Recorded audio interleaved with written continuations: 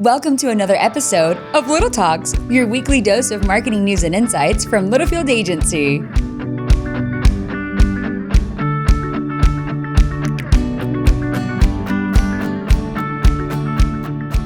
Welcome back to another edition of Little Talks with Littlefield Agency. I'm Sam Littlefield. There is no Roop this week.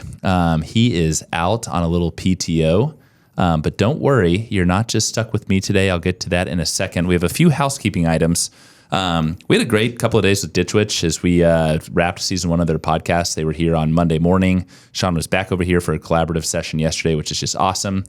We have a group in Moundridge, Kansas today with Grasshopper, starting to begin all things 2025 planning. So that will be a productive and great little Wednesday with the Grasshopper team. And then a reminder to our listeners, whether clients or prospective clients, we do an added day for Labor Day. So we are closed on Friday and Monday. On behalf of the agency, we wish you a very happy Labor Day. Hope it's not too laborious and just a nice weekend. If you're in Tulsa, it's like 85 degrees and amazing weather. So it's going to be pretty nice as we hopefully pave our way into fall. But that is our housekeeping. I'm going to pan over here to my guy, John Amatucci. John, welcome to the studio and to your first ever podcast. Thank you, Sam. I appreciate that. Dude, it's good to have you. It's good to see you. I'm sorry Roop's not here. It's just you and me today, but we're going to have a great time. Dude, I'm looking forward to this. My first podcast ever. I am so excited for this. So John has listened to a lot of podcasts. This is his first time ever, going live, aka recording. So we're happy to have him. And the reason that we have John Amatucci, you B2B listeners probably know that name. He is a renowned photographer, especially in the B2B space. He does do other photography as well. But I'm going to let John give himself an intro. We've been working with John for 20 years, dude. 20. Yeah, 20 years. That's pretty crazy. And you still have a lot of hair. Thank you. It's going great because I have twins, but Yeah, that's right. So I'd love for you to give just a kind of a quick intro bio about yourself to our listeners, and then we'll dive in on some fun topics on all things photography. Sure. I'm super excited to talk about myself here. Yeah. I'm usually behind camera, but I had my company 2001. It's been shooting since 1998. I worked for a guy named BW Studios. His name was Bill Welch, and I worked with him for a couple of years, being a Digitech, first assist, photographer, and learned how to do things in a timely manner. With my business, since I've been shooting since 2001 and present, I shoot video and stills. I do manufacturing, B2B, healthcare, and gaming as well, and the hospitality as well. That is awesome. And so is your studio in your house now?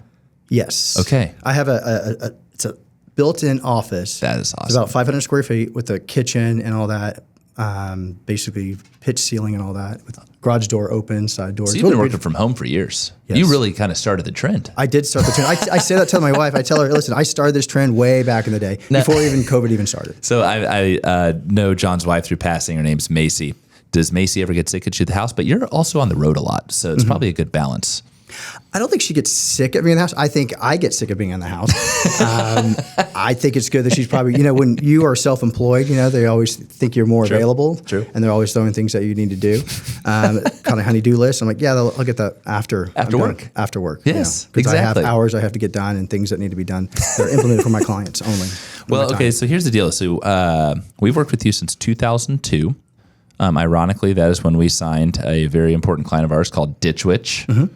And you've been an integral part of that brand ever since we've been working with them in 2002. So talk to us about the early years, John, just in getting immersed into underground construction, obviously that huge B2B model. Was that the springboard? Had you done that before, or did that kind of pave the way for a new service offering for you? So when I was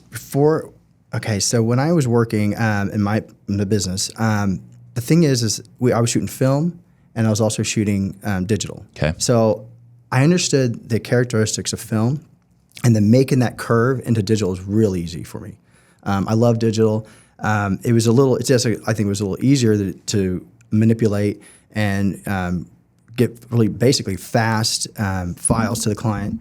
In addition to that, but to kind of go off what I was trying to reiterate what I'm trying to say here, but that transition was real simple. So I would shoot on Mamiya RZ Pro 2. Nice. I had digital backs on top of that. And I also had, we'd shoot on Asteria for certain films, Velvia on other, Provia on others.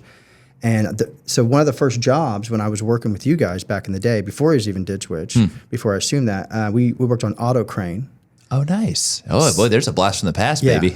Yes, I know. And so we had auto crane, and we also worked with, it was a golf course in Lawton. That was a new client of yours. Nice. It was just opening up, so we went on and shot that. And we shot that on digital and film. And we rented a special camera on that. And I just like talking about it because I like... No, that's cool. It was a panoramic camera before our phones could actually do panoramic. So it was, you could only get like 4 shots on this thing. You'd load it up with like 120 and just like 4 shots. And you'd bracket this thing. Well, that's one whole strip. Holy smokes. And then you'd load it up into this huge strip, like this long. And you'd scan it, and that would be your, and that's what you guys were looking for, because working with, we had aspects that we were trying to do for the website and stuff like that, and make it just all basically that 16 by 9 format is what we're trying to go for. Dude, that is wild. Oh my gosh. So walk us through from, you've been shooting Ditch Witch over the years, Grasshopper Mower, Trendcore, Auger. I mean, there are all these, a variety of B2B manufacturing clients. Is there a shoot or a couple of shoots that stand out over the years in the B2B manufacturing space? Ditch Witch is probably the main one, but Trendcore also. Trendcore we won a couple of awards on. Yeah. We've won Congratulations, Addy by awards. the way. That's very cool. Well, thank you for hiring me. Hey, I'm glad. We're glad to do it. No, I say thank you. But yeah, Trendcore, we got communication arts. We won, and it got that. That's like, to check a box off in my life, I could die tomorrow. To be in communication arts is like a prestigious thing in my space. As some people know, is the CA Awards. Yeah. Very, very, very prestigious. Very cool. Yep. And that's new. Mm-hmm. That's like within the last, 2 months? Yeah. Yeah. Yeah, just came out. So for those that don't know about Trendcore, massive surface mining and trencher equipment. Walk us through because some of our listeners are they'll be watching this. Some are listening on their car ride home. Paint a picture. Like I have this picture of you in my head next to this big freaking equipment. Is it intimidating being that close to that sort of equipment? What are your thoughts as you're in the actual trenches shooting this machinery? Okay, so I'm not very intimidated by the machine itself. It doesn't really scare me. Usually it's the agency has to pull me back from not falling into the pit and dying. I can vouch. That is true, right, Brandon? I mean, there's like, John, you're getting too close to the machine. You need to back off. That happens a lot because you get into the moment. You're looking through the lens. You're seeing this artistic eye. You're getting down on the ground. You're adding trying to dirty it up with some foreground element or some rock, dirt, mud, whatever. So let's just talk about the logistics. So when we got the logistics is first thing you need to scout first of all. So before the shoot goes on, you get the product manager to tell us what is important about the machine. So features, benefits. Yeah. So you're getting to know the actual equipment. Right. Okay. So it's like 10 minutes for dummies. Okay. I need to know, tell me in 10 minutes how this, this microwave works, how this car works. I need to know. I need all the ins and outs real quick, what you can tell me, and then I will. So we do a walkthrough through the Scout. Great. And then I try to figure out what's the best angle for that, talk to the art director, and hey, we shoot this way, and what would work for your benefits and your assets for you and your client. And we talk about all those little things and knock that out because time is money. So when we're shooting, we don't want to be sitting there having these conversations while we're shooting because we're burning the daylight. This Scout, it's a full day endeavor, right? Mm-hmm. Like you're talking 8 to 10 hours and you're meticulously thinking through every possible shot that you need for the 1 or 2 or 3 days that you have with the client, correct? Right. So you're looking at 10 hours. Yes, trying to implement everything you can for all the assets they can use for all aspects. So I'm going to make an assumption here, and I've been on a few shoots in my days. You're on day 1 or day 2 of shooting, and a product manager is like, "Oh shoot, we need to capture this." Like, what kind of flexibility and like your agility and nimbleness in your role do you have to have on when you're weather, right? Like weather might play a part of it. Sometimes the machine. There's probably a various amount of different inner workings that you're dealing with. Mm-hmm. How do you go about that? So we call pivoting. In the industry, I love that. We are going to, ladies and gentlemen, we are pivoting right now. We are going to move now east with the client. And and that can be a lot of work too. It can be a lot of big work. Equipment. So we will re-huddle. Usually I'll huddle with the art director. Okay. And talk with basically the grips that works with us, that move the lights for us. And we'll just like, hey guys, let's kind of talk about this. Let's figure out what we can do to, the client is shifting what they're wanting. Love it. Like maybe we had an idea. Like shifting and pivoting. I love it. So the client and I, so when I say, the client, so agency, let me rephrase this. Agency and we had a vision, and now the product manager has come in, or someone else from the company that represents them has now said, hey, we're envisioning this. I'm like, oh, okay.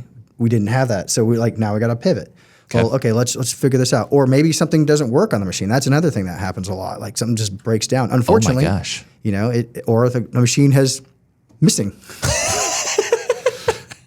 I know that has happened before. Yes, that has happened before.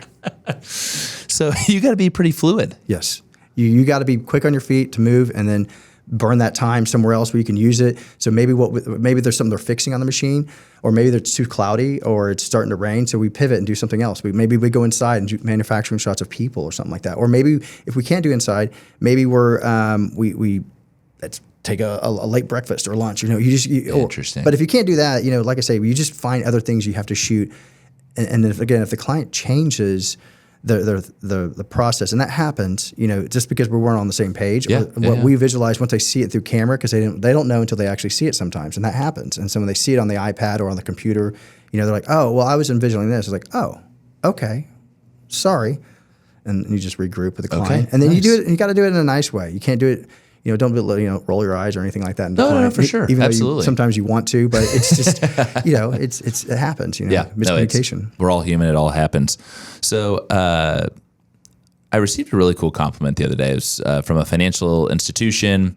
We're engaging them on a project, and she said, "We really like your team, and one thing is, if you can make B2B sexy, we think there's a great opportunity that you can make our financial institution, cool, trendy, et cetera." It really stuck with me. And as we prep for today, John, your job is to make B2B look sexy. Mm-hmm. So walk us through, and maybe it's to our listeners of, if you've got 2 or 3 tips and tricks for B2B marketers and how they can, whether they use someone like you. I do talk to a lot of one man or woman bands that are in charge of photography and videography and all of the marketing details of their company. What are some things that you do to make these machines just look badass? So the first thing, the most important thing is scouting. You want to scout the background of where this B2B product is going to be. So I'm going to name a couple of these things. And one's inside, one is outside. So we'll use like Trendcore, Augur, Ditch Witch. Those things. You go out there, you tech scout it. You want to look where the lighting's going to be. You want to know where. So sometimes you want to have a 45 or side, and then you're going to fill it with strobe. You got to, and then you got to have a lower angle that makes it look larger. Or if it needs to be something that's going to be, maybe it needs to be a little more nimble, where it can be in tight spaces. So you don't want to make it look large or big. So you got to change the focal or length of your lens. Those are important things. But I think lighting is one of the main keys, and giving a little grit helps. Love it. Now, if you're shooting like HVAC condensers and stuff like that, sometimes it's cool to shoot like a concrete wall. Cool. With that thing, give it a little space back so it has a little separation, and then just do some streaks of lighting, and then just accent little things where the logo is, and just make things, give it some sexy, shape the light. And this is the same thing we do with Ditch Witch too. You shape it. You make it sound easy. Lighting's hard. I've been on shoots. I mean, it's a very tedious process to get that down. Obviously, you've been doing this for 20 years plus, and you've got that down, but it's a lot. He makes it sound really easy. It's a hell of a lot easier said than done. I'll give you credit there, buddy. You should try video and still light at the same time. So then now you're doubling up. But perfect transition as we pivot and as we shift, as you would say. Talk to us about photo and video. You started off as a photographer, but you've got this this video background as well. How are you bringing that viewpoint to shoots? And how are you balancing your time to get what you need on the photography front, but also whether it's working with someone like Brandon or you yourself doing this on the video front? I love shooting video. I love shooting stills. I want to start off with that. So I love shooting both. It is nice to just concentrate on one. Okay. But sometimes in my role, I have to play DP and stills commercial photographer. Yeah. And in director as well. Those 3 roles. It's a lot. Yeah. It's a lot of hats. That's a lot of hats. Stack them up, man. And so with that, you have to you light it video first, with video lighting, and then you supplement with still lighting. And so you might have to switch out your key. You can use video lighting, but sometimes problems with mirrorless cameras, they don't always capture. You get a little bit of blur out of them sometimes. Okay. The pixels kind of have mush to them a little bit. Interesting. Yeah, you can see it. I look at this stuff at 400%. So I'm always looking through each image as I scan through each one to make sure everything's sharp, everything looks good, eyes, blinks, whatever, machine, things don't have a little bit of motion blur to it. If it's motion blur, it wasn't intended to have motion blur. So that's the first thing you kind of do if you're trying to mix both lightings. But I play both roles. So sometimes I'll just be the still role, and then there'll be other DPs, and I just shoot around them and kind of help and assist what they need. Okay. And then I'll just play just DP sometimes, and sometimes we'll have as another still guy around me, and I let them shoot and do their thing. What percentage of your year would you say you're on the road? All the time. Yeah. 90%. Wow. And really, it's not even the roads. It's up in the sky. I'm flying everywhere. Okay. Yeah. So I fly with all my gear. Oh my goodness. So we're talking. You do some great things in the state of Oklahoma, but you're all over the country. Yes. Do you enjoy the travel? I enjoy the travel. I take that time for my space away from my kids. Yeah. So it's just me time when I'm on a plane. Good reflection time. Mm-hmm. But it's harder. It's sometimes it's nice to just, when you're local, you can just shoot, come home, drop it off, and be with the kids and just start your life and go, and then get back in the car, do your thing, and just shoot locally. But when you are out of town, the toughest thing, and you know this when you travel, and I mean everybody, when you guys are traveling, you know how it is. You travel, you scout, you're traveling and then you scout, and then it's like you don't really realize it, but you've probably been up for like 15, 20 hours. Yeah. You've gone out to dinner with the client, and then you do the shoot, start at 6 a.m., and then you wrap like, say, another 6, and then you go out, eat, charge batteries, meaning yourself and the camera batteries, and download everything, unless you have a Digitech doing everything as well for you. And we can go in those aspects as well. But and then you do it all over again. Do a shoot, and then go out to dinner, and it's just, you're kind of like a rent-a-buddy in some ways. Oh my gosh. And you don't get any days. sleep. You don't sleep at all. You just, insomnia when you get back home. But obviously you have the mental wherewithal of, you got to go and perform and do a great job, and that's what you're there to do. And I mean, it's a lot, man. Lion's mane, guys. Lion's mane. It's my little natural little vitamin that I take. It keeps you sharp. I'm gonna write that down. That's great. Okay, before we wrap, I've got one more question for you. Last week on our podcast, Roop and I kind of gave a current state of artificial intelligence. AI in the last year, John. It's funny. I look at this script today. Is it a threat to John as a photographer? We talk about as an agency how we don't view it as a threat, but it's helps us with a lot of efficiencies and makes us just more efficient as an agency, smarter, and just all sorts of different resourceful aspects of AI.